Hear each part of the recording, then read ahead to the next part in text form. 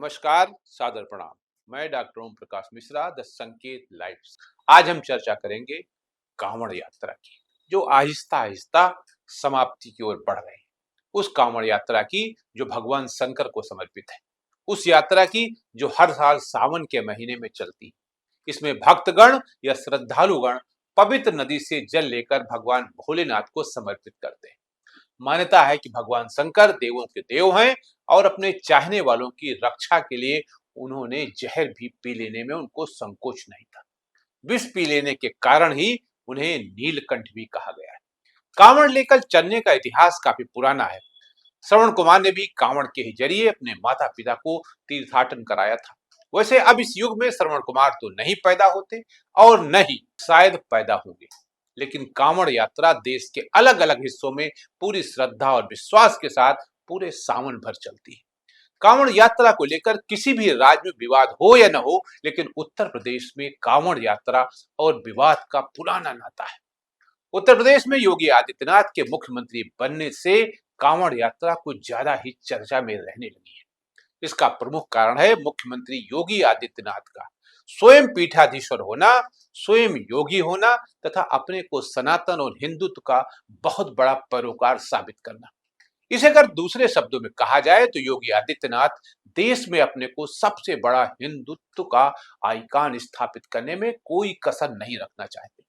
वह डंके की चोट पर कहते हैं कि वह सनातन तथा हिंदू के मुद्दे पर बिल्कुल झुकने को तैयार नहीं, और शायद यही उनकी पहचान भी है और विरासत भी। तभी तो वो बगैर आगा पीछा की परवाह किए कांवड़ियों को सपोर्ट करते हैं और कहते हैं कि सावन के पावन अवसर पर कांवड़ यात्री भक्ति भावना से चलते हैं, लेकिन यहाँ दूसरे समुदाय के द्वारा कांवड़ियों को आतंकवादी बोला जाता है, कांवड़ियों को अपमानित किया जाता है, सनातन धर्म की आस्था को अपमानित किया जाता है। वो जहां एक तरफ यह कहते हैं कि ईद में नमाज सड़कों पर नहीं, ईदगाह में और मस्जिदों में पढ़ी जानी चाहिए, वहीं वो मुस्लिम समुदाय से ये भी कहते हैं कि उन्हें धार्मिक सलीका और सड़क पर चलने का तरीका हिंदुओं से सीखना चाहिए। दरअसल मुख्यमंत्री योगी आदित्यनाथ मन से, वचन से और कर्म से, यानी मनसा वाचा और कर्मणा क्षत्रिय हिंदू है तथा हिंदुत्व और सनातन उनके रोम रोम में है। हिंदू युवा वाहिनी उनकी पहचान है और इसी पहचान की बदौलत वे न केवल भारत बल्कि पूरी दुनिया में स्वामी विवेकानंद के बाद सबसे अधिक लोकप्रिय भगवाधारी।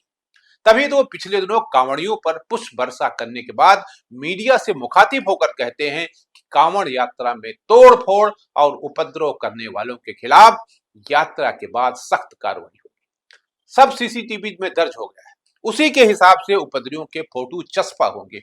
हमें ध्यान में रखना होगा, जहां उत्साह और उमंग है, जहां श्रद्धा और भक्ति है, उस उत्साह और उमंग को भंग करने के लिए, इस भक्ति और श्रद्धा को बदनाम करने के लिए कुछ तत्व लगातार कुत्सित प्रयास कर रहे हैं। सोशल मीडिया प्लेटफॉर्म पर भी और प्रत्यक्ष रूप से भी ऐसे तत्वों के द्वारा यह प्रयास किया जा रहा है कि कांवड़ यात्रा को बदनाम किया जाए।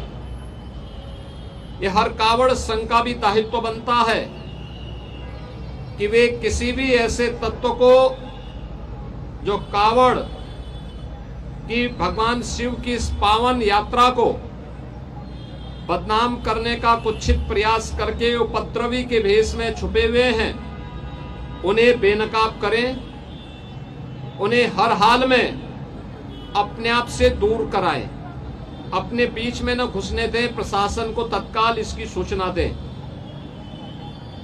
मेरी विनम्र अपील होगी सभी श्रद्धावान शिव भक्तों से जो कांवड़ लेकर के शिवालयों में जलाभिषेक करने के लिए आ रहे हैं, उन सबसे मेरी अपील होगी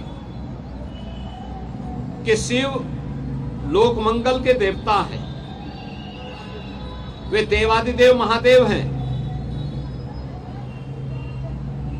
लोक मंगल की उनकी कृपा सब पर समान रूप से बरसती है। हम सबका दायित्व बनना चाहिए हम कावड़ यात्रा भगवान शिव को नमन करने के लिए, उनके प्रति श्रद्धा भाव व्यक्त करने के लिए जो ले जा रहे हैं, इसमें हम दूसरों की भी परेशानी को समझें, अपने सहयोगी कावड़ों का, अन्य शिव भक्तों का, यात्रियों का, राह चलते हुए राहगीरों का भी। प्रशासन ने पुख्ता व्यवस्था की है, लेकिन उस सब के बावजूद भी हमारा ये दायित्व बनता है कि हम भी इसको देखें। स्वच्छता के लिए सफाई कर्मी लगे हैं, प्रशासन अलर्ट मोड पर है, सामाजिक और धार्मिक संगठन भी लगे हैं, लेकिन अच्छा होगा कि शिव भक्तगण स्वयं स्वच्छता के इस कार्यक्रम के साथ स्वयं भी जुड़े। कहीं भी किसी नदी को, किसी चौराहे को, किसी सड़क को हम गंदगी न करने दें, जिससे कोई भी बदनाम न करने का प्रयास करे।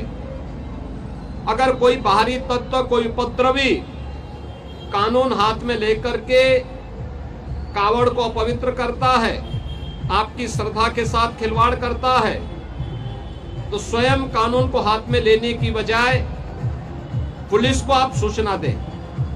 प्रशासन ऐसे तत्वों के खिलाफ सख्ती से निपटने का काम करेगा।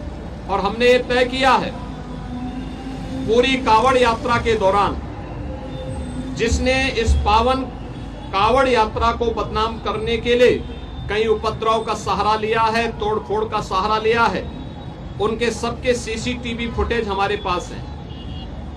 हम लोग कावड़ यात्रा सकुशल संपन्न होने के बाद उनके पोस्टर भी चस्पा करने वाले हैं, उनके खिलाफ बहुत सख्त कार्रवाई करने वाले हैं। और मुझे लगता है कि इसमें सभी शिव भक्तों की